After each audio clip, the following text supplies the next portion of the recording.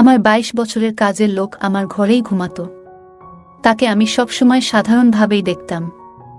একদিন হঠাৎ সে আমার সামনে এসে বলল, ম্যাডাম, দয়া করে আমাকে ছোট চোখে দেখবেন না। সেই রাতে যখন আমি তার দিকে তাকালাম, আমি অবাক হয়ে গেলাম। রমেশ এখন আর আগের মতো যুবক নয়, বরং এক পরিপক্ক, পরিণত মানুষের মতো আচরণ করছিল। আমি তাকে অনেকক্ষণ ধরে ডাকছিলাম, কিন্তু তার কোনো সাড়া পাচ্ছিলাম না। তাকে খুঁজতে খুঁজতে আমি তার ঘরে গেলাম। সেখানে দেখলাম রমেশ মাত্র স্নান সেরে বাথরুম থেকে বেরিয়ে এসেছে। তার গায়ে তখনও শার্ট ছিল না। আমি প্রথমবারের মতো তাকে এমনভাবে দেখলাম। রমেশের শরীর ছিল খুব শক্তিশালী, যেন কোনো যোদ্ধার মতো। আমি অবাক হয়ে তাকিয়ে রইলাম। বহু বছর পর আমি কোনো যুবককে এভাবে দেখলাম।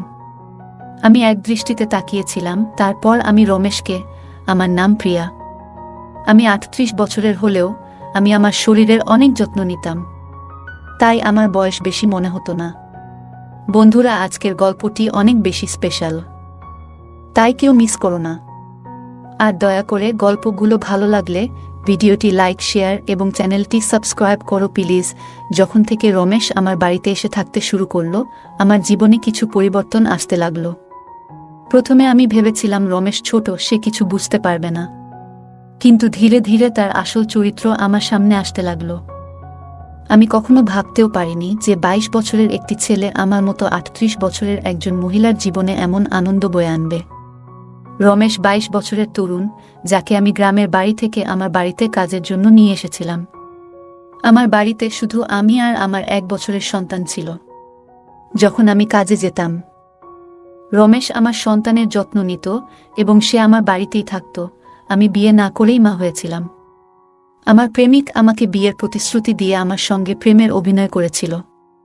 যখন আমি গর্ভবতী হয়ে গেলাম, আমি তার বাড়িতে গেলাম এবং সেখানে গিয়ে দেখি যে তার বিয়ে হচ্ছে। সে আমার সঙ্গে প্রেমের অভিনয় করেছিল, কিন্তু শেষমেশ অন্য একটি মেয়েকে বিয়ে করে ফেলেছিল। আমার গর্ভে যে সন্তান ছিল, তাকে নষ্ট করার ইচ্ছে আমার হয়নি। যখন আমি ভাবলাম গর্ভপাত করাবো, তখনও অনেক দেরি হয়ে গিয়েছিল, কারণ আমি তখন প্রায় ৫ মাসের গর্ভবতী ছিলাম। আমার বাবা মা আমাকে এবং আমার সন্তানকে গ্রহণ করতে অস্বীকার করলেন, তাই আমি একাই থাকতে শুরু করলাম। কিছু মাস আগে আমি আমার গ্রামের বাড়ি গিয়েছিলাম আমার দাদার ৯০তম জন্মদিন উদযাপন করতে। আমার দাদু আমাকে সেই বিশেষ দিনের জন্য নিমন্ত্রণ পাঠিয়েছিলেন, তাই আমি গ্রামে গিয়েছিলাম। সেখানে আমার ছেলেকে শুধু আমার দাদাই ভালোবেসে কোলে তুলে নিয়েছিলেন। আমার ছেলে কুনাল তার সঙ্গে খেলছিল। এমন সময় অফিস থেকে আমার ফোন এলো। কিছুক্ষণের জন্য ফোনে কথা বলার জন্য আমি বাইরে গেলাম। আমি যখন বাইরে থেকে ফিরে এলাম, দেখলাম আমার ছেলে কুনাল আর দাদার কাছে নয়, বরং বাড়ির এক কর্মচারীর কাছে ছিল। আমি লক্ষ্য করলাম কুনাল সেই কর্মচারীর সঙ্গে বেশ আনন্দের সঙ্গে খেলছে। আমি আমার সন্তানকে তার কাছ থেকে নিয়ে চলে যাওয়ার প্রস্তুতি নিচ্ছিলাম, তখনই সেই কর্মচারী আমাকে থামিয়ে বলল, ম্যাডাম, আমাকে একটু সাহায্য করবেন? আমার টাকার প্রয়োজন নেই, আমার কাজের প্রয়োজন। সে নিজেকে পরিচয় দিয়ে বলল, আমি রমেশ। আমি আগে এই বাড়ির গবাদি পশুর খোয়ারের দেখাশোনা করতাম, কিন্তু এখন বড় সাহেব গবাদি পশু বিক্রি করার কথা ভাবছেন। যদি আপনার কাছে কোনো কাজ থাকে, দয়া করে আমাকে দিন, আমার খুব প্রয়োজন। আমার বাবা মাও দিনমজুরি করেন, তাই আমার কাজের খুব প্রয়োজন। তখন আমি বললাম, আমার সন্তানের যত্ন নেওয়ার জন্য একজনের প্রয়োজন, কিন্তু এর জন্য তোমাকে শহরে যেতে হবে। আমি এই কাজের জন্য তোমাকে প্রতি মাসে ৭,০০০ টাকা দেব। রমেশ আমার প্রস্তাব শুনে শহরে আসতে রাজি হয়ে গেল। কুনাল তার সঙ্গে বেশ ভালোভাবে থাকত। এটা দেখে আমি রমেশকে আমার বাড়িতে নিয়ে আসার সিদ্ধান্ত নিলাম। রমেশ তখন থেকেই আমার বাড়িতে থাকত। সে বলেছিল প্রতি ৪ মাস পরপর যখন কিছু টাকা জমা হবে, তখন সে তার গ্রামে ফিরে যাবে। রমেশ সারা দিন আমার সন্তানের যত্ন নিত এবং ঘরের কাজে আমাকে সাহায্য করত। ১ মাস হয়ে গেছে রমেশ আমাদের বাড়িতে এসেছে, আর এই ১ মাসে সে নিজের কাজকে খুবই আন্তরিকতার সঙ্গে করেছে। তাকে আমার খুবই ভালো লাগত। রমেশের যত্নে আমার সন্তানের স্বাস্থ্যের উন্নতি হতে শুরু করেছিল এবং আমি অবাক হয়ে দেখলাম যে আমার ছেলে কুনাল, যে আমাকে আগে অনেক বিরক্ত করত, এখন রমেশের হাত থেকে খুব ভালোভাবে খাবার খাচ্ছে। আমি রমেশকে আমার বাড়িতে থাকার জন্য একটি আলাদা ঘর দিয়েছিলাম। একদিন রাতে আমার ছেলে খুব কাঁদছিল এবং কিছুতেই থামছিল না। তার কান্নার শব্দ শুনে রমেশ আমার ঘরে এসে কুনালকে আমার কাছ থেকে নিয়ে নিল। রমেশের কাছে যেতেই আমার ছেলে কুনাল একদম শান্ত হয়ে গেল। রাত অনেক হয়ে গিয়েছিল, কুনাল রমেশকে ছেড়ে দিতে চাইছিল না, তাই আমি রমেশকে আমার ঘরেই থেকে যাওয়ার জন্য বললাম। সেদিন আমি অনেক সুন্দর একটি পোশাক পরেছিলাম। সে আমার কথায় রাজি হয়ে গেল। সকালে আমি ঘুম থেকে উঠলাম, তখন দেখি কুনাল রমেশকে জড়িয়ে ধরে ঘুমাচ্ছে। সেই দৃশ্য দেখে আমার মনে হল, রমেশ সত্যিই আমার সন্তানের জন্য একজন আদর্শ দেখাশোনাকারী হয়ে উঠেছে। সেই রাতের পর থেকে রমেশ কুনালের জন্য আমার ঘরেই থাকতে শুরু করল। রমেশ আসার পর সবকিছু ঠিকঠাক চলছিল, আর তার কাজের প্রতি আন্তরিকতা দেখে আমি বেশ খুশি ছিলাম। ছুটির দিনে আমি রমেশকে নিয়ে শপিং মলে গেলাম। সেখানে আমি তার জন্য সুন্দর কিছু পোশাক কিনলাম এবং সেলুনে গিয়ে তার নতুন হেয়ার স্টাইল করিয়ে দিলাম। রমেশ দেখতে ভালো ছিল, কিন্তু সে সবসময় খুব সাধারণভাবে থাকত। সেদিন আমি তার পুরো লুকটাই বদলে দিয়েছিলাম। নতুন রূপে রমেশকে দেখে আমি নিজেই বিশ্বাস করতে পারছিলাম না যে কাল পর্যন্ত যে একজন সাধারণ কর্মচারী ছিল, সে এতটা স্মার্ট এবং আকর্ষণীয় লাগতে পারে। শপিং মল থেকে আমরা যখন বাড়ি ফিরলাম, কুনাল ঘুমিয়ে পড়েছিল। আমি তাকে তার ঘরে নিয়ে বিছানায় শুইয়ে দিলাম এবং পানি আনতে বাইরে যেতে লাগলাম। ঠিক তখনই রমেশ আমার জন্য পানি নিয়ে এলো। আমি পানি খেয়ে গ্লাসটা রেখে দিলাম, আর লক্ষ্য করলাম রমেশ আমাকে তখন থেকেই এক দৃষ্টিতে দেখছিল। হঠাৎ করেই সে আমাকে আলতো করে জড়িয়ে ধরল। অনেক বছর পর কোনো পুরুষের আলিঙ্গন পেলাম, আমি অবাক হয়ে তাকে দূরে সরিয়ে দিলাম। তখন রমেশ বলল, ম্যাডাম, আজ আপনার জন্যই আমি প্রথমবারের মতো নিজেকে ভালোবাসতে শিখেছি। জীবন সত্যিই সুন্দর, শুধু সেটাকে কিভাবে উপভোগ করতে হয় তা জানা দরকার।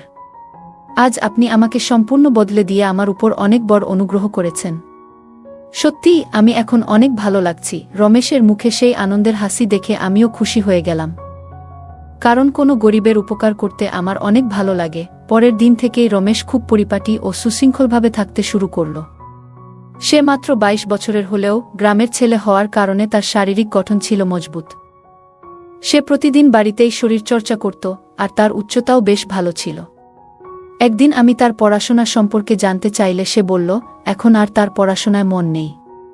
প্রতিদিন সকালে অফিসে যাওয়ার আগে আমি আমার সন্তানের প্রতি ভালোবাসা প্রকাশ করতাম। আজ সকালে অফিসে যাওয়ার আগে যখন আমি আমার ছেলে কুনালকে আদর করতে গেলাম, দেখি সে রমেশের কোলে বসে আছে। হঠাৎ আমার ছেলে কুনাল মুখটা ঘুরিয়ে নেয়, আর আমার ঠোঁট অজান্তে রমেশের গালে স্পর্শ করে। আমি কিছুটা অপ্রস্তুত হয়ে পড়েছিলাম এবং দ্রুত রমেশের কাছে ক্ষমা চাইলাম। ঘটনাটি আমাকে অস্বস্তিতে ফেলে দিলেও রমেশ বিষয়টি সহজভাবে গ্রহণ করল। আমি তখন রমেশের কাছে ক্ষমা চেয়ে অফিসে চলে গেলাম। সন্ধ্যায় যখন বাড়ি ফিরলাম, তখনও আমি রমেশের চোখে চোখ রাখতে পারছিলাম না। রমেশ কুনালকে খাইয়ে ঘুম পাড়িয়ে দিয়েছিল, তারপর আমরা একসঙ্গে রাতের খাবার খেয়ে নিলাম। খাওয়ার পর আমি আমার ঘরে গিয়ে ওষুধ খেতে লাগলাম, কারণ আমার মাইগ্রেনের সমস্যা ছিল। ওষুধ খাওয়ার পরও আমার মাথার ব্যথা কমছিল না, তাই আমি মাথা ধরে বসেছিলাম। কিছুক্ষণ পর রমেশ ঘরে এলো। আমাকে এমন অবস্থায় দেখে সে জানতে চাইল কি হয়েছে। আমি বলার পর সে আমার মাথায় ধীরে ধীরে মালিশ করতে শুরু করল। রমেশ এর মালিশে আমার মাথার ব্যথা ধীরে ধীরে কমতে শুরু করল, আর আমি আস্তে আস্তে গভীর ঘুমে ডুবে গেলাম। সেই রাতে আমার ঘুম খুবই ভালো হয়েছিল। পরের দিন আমাদের অফিসে ট্র্যাডিশনাল ডে উদযাপন ছিল। আমি ঠিক করেছিলাম যে সেদিন গুজরাটি পোশাকে সাজব। আমি ঘাঘরা পরেছিলাম, কিন্তু স্কার্টের গিট বাঁধতে গিয়ে বেশ অসুবিধায় পড়েছিলাম। আমার কোনো সহায়তা ছিল না, তাই আমি ঘরে কাজ করা রমেশকে ডেকে গিট বাঁধতে বললাম। গিট বাঁধার সময় তার হাত আমার পিঠের উপর দিয়ে স্পর্শ করছিল। আমি বিষয়টাকে গুরুত্ব দেইনি, কারণ তখন আমার কাছে আর কোনো উপায় ছিল না। প্রস্তুত হয়ে যখন আমি বের হতে যাচ্ছিলাম, তখন রমেশ আমাকে থামিয়ে দিল। রমেশ ঘর থেকে কাজল নিয়ে এসে আমার কানের পেছনে লাগিয়ে বলল, ম্যাডাম, এখন আপনাকে আর কেউ নজর দিতে পারবে না। আপনি সত্যিই খুব সুন্দর লাগছেন। আপনি এমনিতেই অনেক সুন্দর, আর আজকে আরও সুন্দর লাগছেন। তার কথা শুনে আমি হেসে ফেললাম এবং বাইরে বেরিয়ে পড়লাম। সেদিন সন্ধ্যায় যখন আমি বাড়ি ফিরলাম, তখন আমার সঙ্গে আমার এক বান্ধবী এবং তার বন্ধু ছিল। রমেশ সেদিন অসাধারণ খাবার তৈরি করেছিল। আমার বান্ধবী পরের 4 দিন আমার বাড়িতে থাকার সিদ্ধান্ত নিয়েছিল, আর তার বন্ধু আমাদের সঙ্গে পরের 3 দিন ছিল। পরের দিন রাতে রমেশ খাবার তৈরি করে আমার বান্ধবী তানিয়া এবং তার বন্ধুকে ডেকে খেতে বলল, কিন্তু তারা নিজেদের ঘরে বসে পানীয় খাচ্ছিল। তানিয়া অনেকটাই পান করে ফেলেছিল এবং খাওয়া ছাড়াই ঘুমিয়ে পড়েছিল, আর তার বন্ধু সুনীল আমাদের সঙ্গে খাবার টেবিলে বসে খেতে শুরু করল। সুনীল আমাকে উদ্দেশ্য করে বলল, প্রিয়া, তুমি তো তানিয়ার থেকেও সুন্দর। সুনীলের কথায় রমেশ তার দিকে রাগী দৃষ্টিতে তাকালো এবং খাওয়া শেষ করে নিজের ঘরে চলে গেল। সুনীলে চলে যাওয়ার পর সে আমার কাছে এসে বলল, ম্যাডাম, আপনার এই ধরনের বন্ধুরা আমার ভালো লাগছে না। তখন আমি রমেশকে ধমক দিয়ে বললাম, আমি তোকে পরিবারের সদস্যের মতো মনে করি, এর মানে এই নয় যে তুই আমার অতিথিদের নিয়ে কিছু বলবি। তোর কাজ হচ্ছে বাড়িতে আসা অতিথিদের সেবা করা, তুই শুধু সেটাই করবি। আমাকে শেখানোর চেষ্টা করার দরকার নেই। আমি আমার ঘরে চলে গেলাম। যদিও আমি রমেশকে ধমক দিয়েছিলাম, তবুও সে আমার জন্য পানি নিয়ে এলো। আমি আমার ওষুধ খেয়ে পানি পান করে শুয়ে পড়লাম। সেদিন রমেশ আমার ঘরে ঘুমাতে আসেনি বলে মনে হচ্ছিল, কিন্তু সকালে ঘুম ভাঙতেই দেখি সে আমার পাশে শুয়ে আছে। সকালে ঘুম থেকে উঠতেই দেখি তানিয়া আমার সামনে দাঁড়িয়ে আছে এবং তার মুখে বিরক্তির ছাপ। রমেশকে সামনে আনা হলো, তার হাতে তানিয়ার ওড়নাটা বাঁধা ছিল। তানিয়া ক্ষুব্ধ কণ্ঠে বলল, তোমার এই গ্রাম্য কাজের লোকটা আমার বন্ধুর হাত ভেঙে দিয়েছে। রমেশ তখন মাথা নাড়ল এবং শান্তভাবে বলল, ম্যাডাম, আমি কিছুই করিনি। রাতে সুনীল সাহেব মদ্যপ অবস্থায় ছিলেন, সম্ভবত তার ভারসাম্য হারিয়ে পড়ে গিয়েছিলেন। আমি তো সুনীল সাহেবের উপর হাত তুলতে যাব কেন? তানিয়া তখনও কিছুটা অস্বাভাবিক অবস্থায় ছিল বলে মনে হল। রমেশ আমার জন্য তাদের কাছে ক্ষমা চেয়ে নিল। তানিয়া ও সুনীল তখন সেখান থেকে চলে গেলেন এবং রমেশ আমার কাছেও ক্ষমা চাইতে শুরু করল। আমি জানতাম রমেশ কোনো ভুল করেনি। আজ আমি ছুটি নিয়েছিলাম কারণ কয়েকদিন ধরে আমি খুব ব্যস্ত ছিলাম। তাই ভাবলাম আজ একটু নিজেকে সময় দেব। সকালের নাশতা করার পর আবারও 1 ঘন্টার জন্য ঘুমিয়ে পড়লাম। রামার ছেলে কুনালও আমার সঙ্গে ঘুমিয়ে পড়েছিল। ঘুম থেকে উঠে মনে হলো 1 কাপ চা খুব দরকার। আমি রমেশকে ডেকে চা বানানোর জন্য বললাম। আমি তাকে অনেকক্ষণ ধরে ডাকছিলাম, কিন্তু তার কোনো সাড়া পাচ্ছিলাম না। তাকে খুঁজতে খুঁজতে আমি তার ঘরে গেলাম। সেখানে দেখলাম রমেশ মাত্রই স্নান সেরে বাথরুম থেকে বেরিয়ে এসেছে। তার গায়ে তখনও শার্ট ছিল না। আমি প্রথমবারের মতো তাকে এমনভাবে দেখলাম। রমেশের শরীর ছিল খুব শক্তিশালী, যেন কোনো যোদ্ধার মতো। আমি অবাক হয়ে তাকিয়ে রইলাম। বহু বছর পর আমি কোনো যুবককে এভাবে খালি শরীরে দেখলাম। আমি এক দৃষ্টিতে তাকিয়েছিলাম, আমার যেন হুঁশ ছিল না। এই মুহূর্তে রমেশ আমাকে ডাক দিল। তখন দেখি সে শার্ট পরে আমার সামনে দাঁড়িয়ে আছে, কিন্তু আমি তখনও তাকিয়ে আছি, যেন আমার মনোযোগ ছিল অন্য কোথাও। রমেশ আমার চোখের সামনে হাতের চুটকি বাজালো। আমি হুঁশে ফিরলাম। তাকে বললাম, আমার জন্য 1 কাপ চা বানিয়ে দাও। আজকের দিনটা আমি নিজের জন্য একটু আলাদা করে রেখেছিলাম। তাই দুপুরবেলা নিজের ঘরে বসে রিল্যাক্স করার জন্য ত্বকের যত্ন নিচ্ছিলাম। আমি তখন শর্টস আর গাউন পরেছিলাম এবং আমার পায়ের ওয়াক্সিং করছিলাম।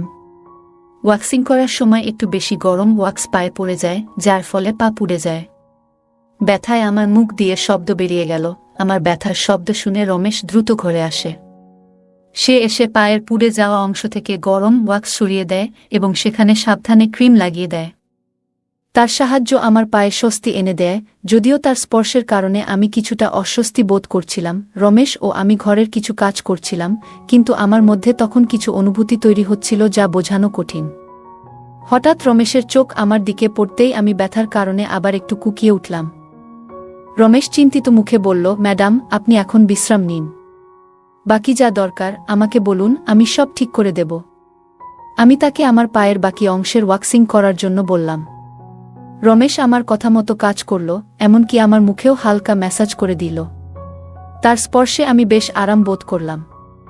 আজকের ছুটির দিনটা আমার জন্য বেশ শান্তিপূর্ণ ছিল। রমেশ সত্যিই সব দিক থেকেই নিখুঁত ছিল, কোনো কাজই তার জন্য কঠিন মনে হতো না। আজকে রাত নামতেই আমি তাকে আমার ঘরে না থাকার জন্য অনুরোধ করলাম। দিনের বেলায় আমি ঘরে থাকি না, তাই অন্তত রাতটা আমি আমার সন্তানের সঙ্গে একান্তে কাটাতে চেয়েছিলাম। প্রতিবার রমেশ ঘরে থাকা আমার পছন্দ হতো না, তাই আজ রাতে তাকে অন্য ঘরে থাকার জন্য বললাম। দিনগুলো এভাবেই চলতে থাকল।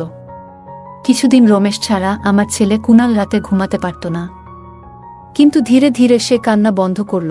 এদিকে আমি নিজেও কিছু পরিবর্তন অনুভব করতে শুরু করলাম। প্রতিদিন সকালে ঘুম থেকে উঠলেই শরীর ভারী লাগতে শুরু করল।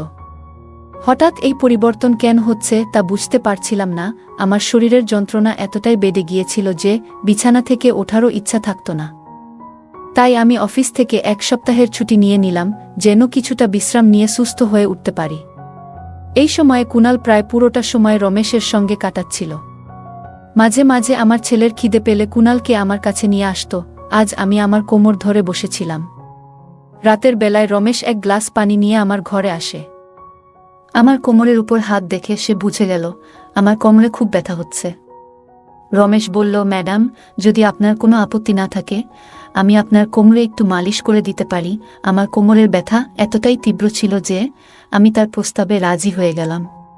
মালিশ শুরু করার আগে আমি ঘরের বড় লাইট বন্ধ করে ছোট্ট জিরো বাল্বটা জ্বালিয়ে দিলাম, যেন পরিবেশটা আরও শান্তিপূর্ণ হয়। রমেশ যখন কোমরে হালকা চাপ দিয়ে মালিশ করছিল আমি বেশ স্বস্তি অনুভব করছিলাম। মালিশ শেষ হওয়ার পর মনে হলো যেন আমার ব্যথা একেবারে হাওয়ায় মিলিয়ে গেল। মালিশ করার সময় রমেশ আমাকে জিজ্ঞেস করল, ম্যাডাম, আপনার কি কখনো কুনালের বাবাকে মনে পড়ে না? আপনি এত সুন্দর এবং তরুণী হয়ে একা কেন? তার প্রশ্নের কোনো সঠিক উত্তর আমার কাছে ছিল না। আমি শুধু বললাম, হয়তো এই প্রশ্নের উত্তর আমার কাছেও নেই। সেই মুহূর্তে কথোপকথনটা শেষ হয়ে গেল। রমেশের মালিশে আমার এত ভালো লাগলো যে আমি গভীর ঘুমে তলিয়ে গেলাম। 2 দিন পর এমন একটা দিন আসলো যেদিন আমি আমার প্রিয়জনের সঙ্গে প্রথম দেখা হয়েছিল। সেই দিনটা শেষমেশ এসে গেল। সারাদিন আমি নিজেকে কোনো না কোনো কাজে ব্যস্ত রাখার চেষ্টা করলাম যাতে তার কথা আমার মনে না আসে। কিন্তু রাতের অন্ধকারে তার কথা খুব মনে পড়ছিল। সে এখন আমার সঙ্গে নেই, তবে সে আমার সন্তানের বাবা। কুনালকে দেখলেই প্রতিদিন তার কথা মনে পড়ে। আজ আমি আর আমার আবেগ ধরে রাখতে পারলাম না। ঘরে বসে হঠাৎ কান্নায় ভেঙে পড়লাম। আমার ছেলে আমার পাশে ঘুমাচ্ছিল, কিন্তু তখন আমি সেটাও খেয়াল করিনি। আজ এমনকি আমি আমার ওষুধও খেতে ভুলে গিয়েছিলাম। রাতে রমেশ 1 গ্লাস পানি নিয়ে আমার ঘরে ঢুকল। আমাকে কাঁদতে দেখে সে আমাকে পানি পান করালো। আমি কিছুটা স্থির হলে সে আমাকে ওষুধ দিল। আমার কান্নার আওয়াজ শুনে আমার ছেলে কুনাল কিছুটা নড়াচড়া করতে লাগল। তখন রমেশ আমাকে নিজের ঘরে নিয়ে গেল। সেখানে গিয়ে আমি নিজের আবেগ সামলাতে না পেরে হঠাৎ রমেশকে জড়িয়ে ধরলাম। আমার অনুভূতিগুলো যেন বসেছিল না। আমার দুঃখের কারণ শুনে রমেশ নীরবে আমার চোখের জল মুছে দিল। আমি তার কাঁধে হাত রেখে বললাম, আজ আমি তোমার পাশে থাকতে চাই, একটু সান্ত্বনার খোঁজে। রমেশ কিছুটা বিস্মিত হয়ে বলল, ম্যাডাম, আমি তো এসব বুঝি না। তার কথা শুনে আমি হেসে ফেললাম এবং তাকে সান্ত্বনা দিয়ে পাশে বসালাম। সেই রাতে আমি তার ঘরেই ছিলাম। কিন্তু সকালে ঘুম থেকে উঠে দেখলাম সে সেখানে নেই, শুধু তার শার্টটা পরে আছে। বাইরে গিয়ে দেখলাম রমেশ কুনালকে দুধ আর বিস্কুট খাওয়াচ্ছে। আমি আমার ছেলের কথা ভুলে গিয়েছিলাম, কিন্তু রমেশ ভোলেনি। সে আমাদের দুজনকেই খুশি রেখেছিল। রাতের ক্লান্তির কারণে আমি সকালে বেশ দেরি করে উঠেছিলাম। সারাদিন রমেশ আমার সঙ্গে চোখ মিলায়নি। আজ আমার বন্ধু তানিয়া আমার সঙ্গে দেখা করতে এলো। সে রমেশের দিকে একবারও তাকায়নি। রমেশ এসে তাকে পানি দিল এবং তারপর চুপচাপ ঘর থেকে বেরিয়ে গেল। কিছুক্ষণ কথা বলার পর তানিয়া চলে যাওয়ার জন্য তৈরি হল। যাওয়ার সময় সে বলল, যত দ্রুত সম্ভব তোমার কাজের ছেলেটাকে এখান থেকে বিদায় করে দাও। বাইরে থেকে যতটা সরল মনে হয় সে আসলে ততটা সরল নয়। তানিয়ার কথাটা আমি তেমন গুরুত্ব দিলাম না। রোজকার মতোই রাতের খাবার শেষে রমেশ আমার ঘরে 1 গ্লাস পানি নিয়ে এলো। সে কুনালকে ঘুম পাড়িয়ে দিয়েছিল। আজ কুনাল হলঘরে দোলনায় ঘুমাচ্ছিল আর রমেশ তার দেখভাল করছিল। আমি ঘরের লাইট বন্ধ করে ঘুমিয়ে পড়লাম। কিছুক্ষণ পরে কুনাল কাদার শব্দে আমার ঘুম ভাঙল। আমি উঠতে যাচ্ছিলাম, তখনই তার কান্নার আওয়াজ হঠাৎ থেমে গেল। তারপর আমি আমার ঘরের দরজা খোলার একটা শব্দ শুনতে পেলাম। আমি চুপচাপ লক্ষ্য করছিলাম। রমেশ আমার ঘরে ঢুকল। সে ধীরে ধীরে আমার কাছে এসে দেখার চেষ্টা করছিল আমি ঘুমিয়ে আছি কিনা। এরপর সে আমার মোবাইলটা তুলে নিল। তার এই কার্যকলাপ দেখে আমি দ্রুত লাইট জ্বালিয়ে দিলাম। আমাকে জেগে থাকতে দেখে রমেশ হতভম্ব হয়ে গেল। আমি তার হাত থেকে মোবাইলটা কেড়ে নিলাম এবং জিজ্ঞেস করলাম, রমেশ, এ কি করছো?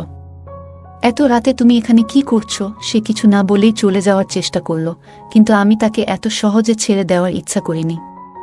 আমি তাকে তার সেই ভিডিও দেখালাম যেখানে তানিয়া একদিন এসে আমাকে একটা ভিডিও দেখালো, যেটা তার বয়ফ্রেন্ড সুনীলের সঙ্গে রমেশের মারপিটের দৃশ্য ছিল।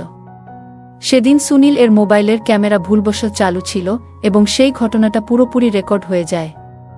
সেই ভিডিও দেখার পর থেকেই আমি রমেশের উপর নজর রাখছিলাম। আমি রমেশকে ডেকে বললাম, রমেশ, তুমি মিথ্যে কেন বললে? কেন সুনীল এর উপর হাত তুলেছিলে? রমেশ একটু থেমে বলল, যে কেউ আপনাকে ক্ষতি করার চেষ্টা করবে তার সঙ্গে আমি এমনই করব। ম্যাডাম, সেদিন রাতে সুনীল মদ্যপ অবস্থায় আপনার ঘরে ঢুকেছিল আর সে আপনার সাথে খারাপ ব্যবহার করতে চেষ্টা করছিল। এজন্যই আমি তার উপর হাত তুলেছিলাম। রমেশের কথা শুনে আমি অবাক হয়ে বললাম। আমি বললাম, ঠিক আছে, আমি তোমার কথা মেনে নিচ্ছি, কিন্তু তুমি আমার পানিতে ঘুমের ওষুধ কেন মেশাচ্ছিলে? আজ আমি নিজেই দেখেছি তুমি আমার পানিতে ওষুধ মিশিয়েছিলে।